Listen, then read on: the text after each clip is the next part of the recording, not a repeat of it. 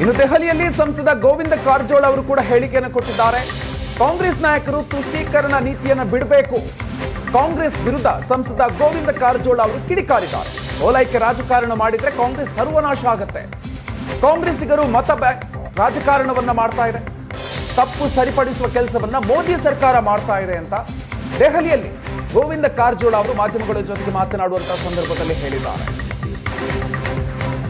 ಕಾಂಗ್ರೆಸ್ನವರು ಕೇವಲ vote bank ರಾಜಕಾರಣಕ್ಕಾಗಿ ಇದ್ದಾರೆ ಹೊರತು ತತ್ವ ನೀತಿ ಸಿದ್ಧಾಂತಕ್ಕಾಗಿ ಅವರು ಇಲ್ಲ. ನಾನು ಕಾಂಗ್ರೆಸ್ ನಾಯಕರಿಗೆ ಹೇಳಲಿಕ್ಕೆ ಬಯಸ್ತೇನೆ, ನೀವು ಇದೇ ರೀತಿ ಓಲೈಕೆ ರಾಜಕಾರಣ ಮಾಡ್ಕೊಂಡು ಹೋದ್ರೆ ಕಾಂಗ್ರೆಸ್ ಸರ್ವನಾಶ ಆಗ್ತದ.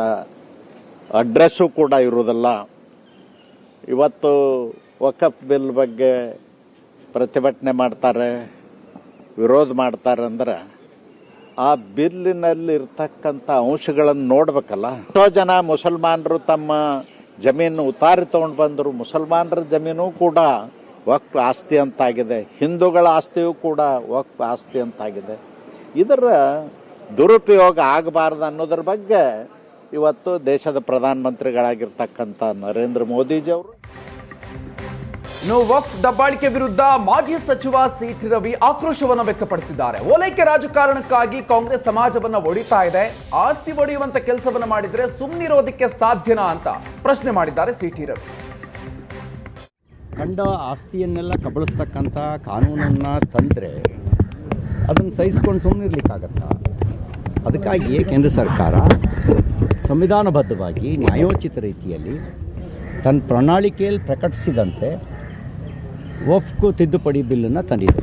ಮುಂಚೆ ಏನಿತ್ತು? ಪರಮಾಧಿಕಾರ ಕೊಡೋದು. ಪರಮಾಧಿಕಾರವನ್ನು ನಮ್ಮ ಸಂವಿಧಾನ ಯಾರಿಗೂ ಕೊಟ್ಟಿಲ್ಲ.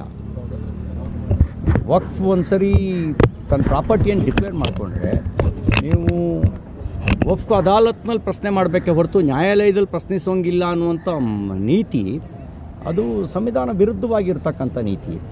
ಹಾಗಾಗಿ ಅಂಥ ಸಂವಿಧಾನ ವಿರೋಧಿ ನೀತಿಯನ್ನು ರಾಜಕೀಯ ಕಾರಣಕ್ಕೆ ಕಾಂಗ್ರೆಸ್ ಪಾರ್ಟಿ ತಂದಿದ್ದೇ ಒಂದು ಅಪರಾಧ. ಅದು ಸಂವಿಧಾನ ವಿರೋಧಿಯಾಗಿರ್ತಕ್ಕಂಥ ಕೃತ್ಯ. ನಾವು ಅದನ್ನು ಸರಿಪಡಿಸೋ ಕೆಲಸ ಮಾಡಿದ್ದೀವಿ. ನ್ಯಾಯಬದ್ಧವಾಗಿರ್ತ ಇನ್ನು ನವದೆಹಲಿಯಲ್ಲಿ ಸಂಸದ ಈರಣ್ಣ ಕಡಾಡಿ ಅವರು ಕೂಡ ಆಕ್ರೋಶವನ್ನು ವ್ಯಕ್ತಪಡಿಸಿದ್ದಾರೆ. ಲೋಕಸಭೆಯಲ್ಲಿ ಕೆಲವೇ ಕ್ಷಣಗಳಲ್ಲಿ ವಕ್ಫ್ ಬಿಲ್ ಮಂಡನೆ ಆಗ್ತಾ ಇರುವಂತಹ ಹಿನ್ನೆಲೆಯಲ್ಲಿ ವಕ್ಫ್ ಕಾಯ್ದೆಯನ್ನ ಕಾಂಗ್ರೆಸ್ ವಿವಾದ ಮಾಡ್ತಾ ಇದೆ. ಕೇವಲ ಮತ ಬ್ಯಾಂಕ್ ಆಗಿ ಒಂದು ಸಮುದಾಯದ ಓಲೈಕೆ ಆಗ್ತಾ ಇದೆ ಅಂತ ಈರಣ್ಣ ಕಡಾಡಿ ಅವರು ಆಕ್ರೋಶವನ್ನು ವ್ಯಕ್ತಪಡಿಸಿದ್ದಾರೆ. ವಿವಾದವನ್ನಾಗಿ ವಿರೋಧ ಪಕ್ಷಗಳು ಮಾಡಿದ್ದಾವೆ. ಕೇವಲ ಉದ್ದೇಶಪೂರ್ವಕವಾಗಿ ಒಂದು ವರ್ಗದ ಮತ ಬ್ಯಾಂಕವನ್ನು ತನ್ನ ಕಡೆ ಸೆಳ್ಕೊಳ್ಬೇಕನ್ನುವಂಥ ಹಿನ್ನೆಲೆಯಲ್ಲಿ, ಒಂದು ತುಷ್ಟೀಕರಣ ನೀತಿ ಹಿನ್ನೆಲೆಯಲ್ಲಿ ಅದನ್ನು ವಿವಾದವನ್ನಾಗಿ ಮಾಡಿದ್ದಾರೆ. ಬಹಳ ವರ್ಷಗಳಿಂದ ಇದರ ಬಗ್ಗೆ ಚರ್ಚೆ ಆಗ್ತಾ ಇದೆ. ಇಡೀ ದೇಶಕ್ಕೆ ಎಲ್ರಿಗೂ ಒಂದು ಕಾನೂನು, ಈ ಸಮುದಾಯಕ್ಕೆ ಮಾತ್ರ ಬೇರೆ ಕಾನೂನು ಅನ್ನುವಂಥ ಒಂದು ನೀತಿಯನ್ನು ಅವರು ರೂಪಿಸಿದ್ರು. ಅದರ ಬಗ್ಗೆ ಚರ್ಚೆ ಆಗಬೇಕು, ಅದರ ತಿದ್ದುಪಡಿ ಆಗಬೇಕು ಅನ್ನುವಂಥ ಆಗ್ರಹ ಬಂದ ಹಿನ್ನೆಲೆಯಲ್ಲಿ ನಮ್ಮ ಸರ್ಕಾರ ಇಂದು ಲೋಕಸಭೆಯಲ್ಲಿ, ನಾಳೆ ರಾಜ್ಯಸಭೆಯಲ್ಲಿ ಅದನ್ನು ಮಂಡನೆ ಮಾಡ್ತಾ ಇದ್ದೀವಿ. ಮುಸ್ಲಿಂ ಸಮುದಾಯದ ಅನೇಕ ಜಮೀನುಗಳನ್ನು ವಕ್ಫ್ ಕಾನೂನಿನ ಹೆಸರಿನಲ್ಲಿ ಕಿತ್ಕೊಂಡಿದ್ದಾರೆ. ಹೀಗಾಗಿ ಏಕಾಏಕಿ ಬಂದು ಆ ಜಮೀನನ್ನು ಕಿತ್ಕೊಳ್ಳುವಂಥ ವ್ಯವಸ್ಥೆ ಏನಿದೆ ಅದನ್ನು ಬದಲಾವಣೆ ಮಾಡಬೇಕು. ಯಾವುದು ವಕ್ಫ್ ಆಸ್ತಿಯಾಗಿದೆ ಅದಕ್ಕೆ ಸರ್ಕಾರ ಯಾವುದೇ ಕಾರಣದಿಂದ ಕೈ ಹಚ್ಚೋದಿಲ್ಲ. ಯಾವುದು ವಿವಾದ ಆಗಿದೆ ಅದ್ರ ಬಗ್ಗೆ ನಾವು ಚರ್ಚೆ ಮಾಡಬೇಕಾಗ್ತದೆ. ಮತ್ತು ಮುಂದೆ ಈ ರೀತಿ ಘಟನಾವಳಿಗಳು ಮರುಕಳಿಸಿದಂತೆ ನಾವು ಚರ್ಚೆ ಮಾಡಬೇಕಾದಂಥ ಅಗತ್ಯ ಇರೋದ್ರಿಂದ ಮತ್ತು ಆ ಕಾನೂನಿಗೆ ಒಂದು ತಿದ್ದುಪಡಿ ತರುವ ಅಗತ್ಯ ಇರೋದ್ರಿಂದ ಅದ್ರ ಬಗ್ಗೆ ನಾವು ಇವತ್ತು ಚರ್ಚೆ ಮಾಡ್ತಾ ಇದ್ದೀವಿ.